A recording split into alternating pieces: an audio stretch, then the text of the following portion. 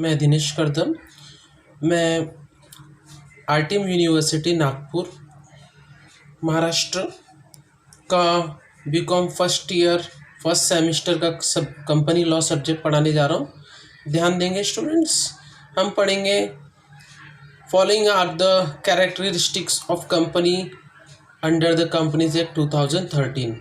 Students, हम nature and characteristic पढ़ रहे हैं कंपनी के, कंपनीज एक्ट 2013 के, है ना स्टूडेंट। यानी इनको आप फीचर्स में लिख सकते हो, इंपॉर्टेंस में लिख सकते हो, है ना स्टूडेंट्स। और कंपनी से रिलेटेड जो भी क्वेश्चन पूछा इंपॉर्टेंस में भी लिख सकते हो, और कंपनी से रिलेटेड जो भी क्वेश्चन पूछा उसमें भी आप लिख सकते हो स्टूडेंट्स। ठीक है स्टूडेंट्स, तो देखेंगे first, incorporated association. A company comes into existence only after registration.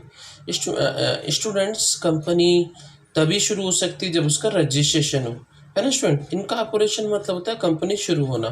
तो कंपनी इनकॉर्पोरेटेड तभी हो सकती है, शुरू तभी हो सकती है जब उसका रजिस्ट्रेशन हो गया हो। Registration is compulsory under the Indian companies act 2013।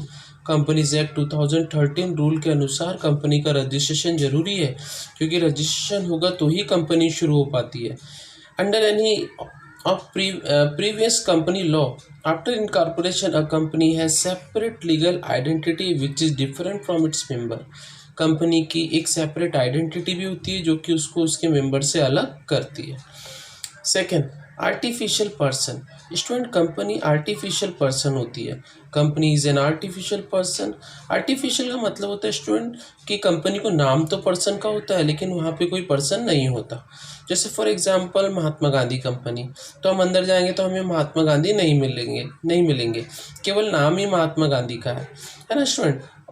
केवल नाम ही है, वहाँ कोई व्यक्ति नहीं है, ना कोई शरीर है, ना कोई आत्मा है, लेकिन सारे व्यवहार, सारे ट्रांजैक्शन महात्मा गांधी के नाम से होंगे।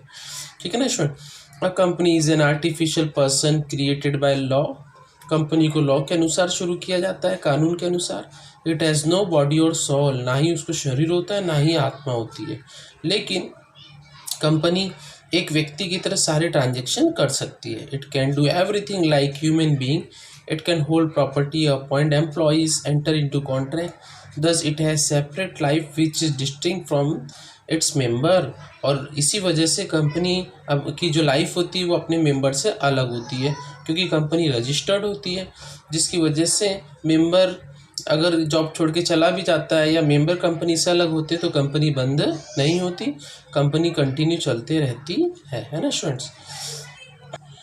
Student third, perpetual succession.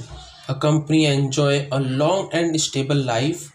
Its existence not affected by death, insolvency or insanity of any member or any director.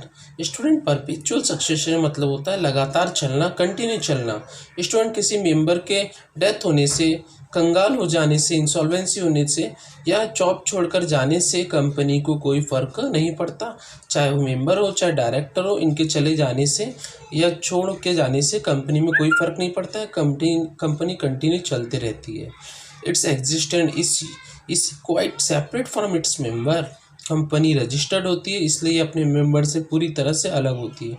Once a company is formed it can not be dissolve as long as law recognize it and till it wound up in the act। और company लगातार चलते रहती है जब तक कि वो खुद होकर के अपने आप को वोंड अप नहीं करे। वोंड अप मतलब बंद करना। जब तक वो अपने आप को खुद होकर के बंद नहीं करती है कंपनी, तो तब तक ये कंपनी लगातार चलते रहती है। किसी मेंबर के छोड़ के जाने से या चले जाने से कंपनी में कोई फ़र्क नहीं पड़ता। Company run the continue. Common seal. Common seal मतलब होता है स्टूडेंट सारू मुद्रा। स्टूडेंट, कंपनी लीगल व्यवहार करने के लिए सारू मुद्रा का यूज़ करती है। देखेंगे स्टूडेंट, जिसे हम स्टैम्प भी बोलते हैं। A company being artificial person can not sign document by sign documents और common seal. A company being artificial person cannot sign document by itself. यानी कंपनी स्टूडेंट ना, वहाँ केवल नाम ही कंपनी पर्सन का होता है, वहाँ कोई पर्सन नहीं होता।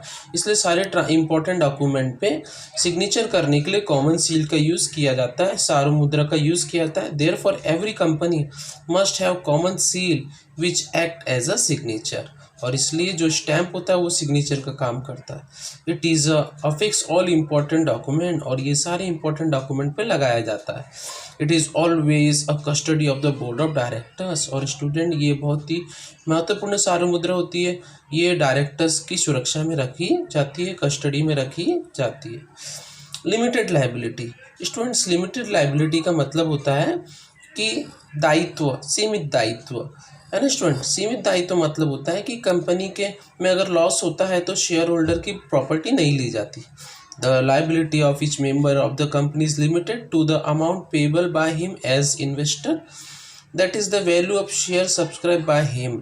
स्टूडेंट लिमिटेड लाइबिलिटी का मतलब होता है कि अगर कोई शेयर होल्डर कंपनी के शेयर खरीदता है और कंपनी लॉस में चले जाती है तो शेयर होल्डर के पैसे नहीं लिए जाते, है ना स्टूडेंट। उसके केवल जो शेयर खरीदा, मान लो उसने 1000 रुपये के शेयर खरीदा तो केवल 1000 रुपये ही लिए जाएंगे, शेयर होल्डर की पर्सनल प्रॉपर्टी नहीं ली जाती, है ना स्टूडेंट। लिमिटेड लाइबिलिटी मतलब होता है कि शेयर होल्डर की पर्सनल प्रॉपर्टी नहीं ली जाती, कंपनी को लॉस होने पर केवल उसकी शेयर की अमाउंट ली जाती है। The liability of each member of a company is limited to the amount payable by him as an investor, that is the value of share subscribed by him. No member can be called upon pay more than the amount whatever may be the extent of debtness of the company, है ना students. मतलब share holder अगर company को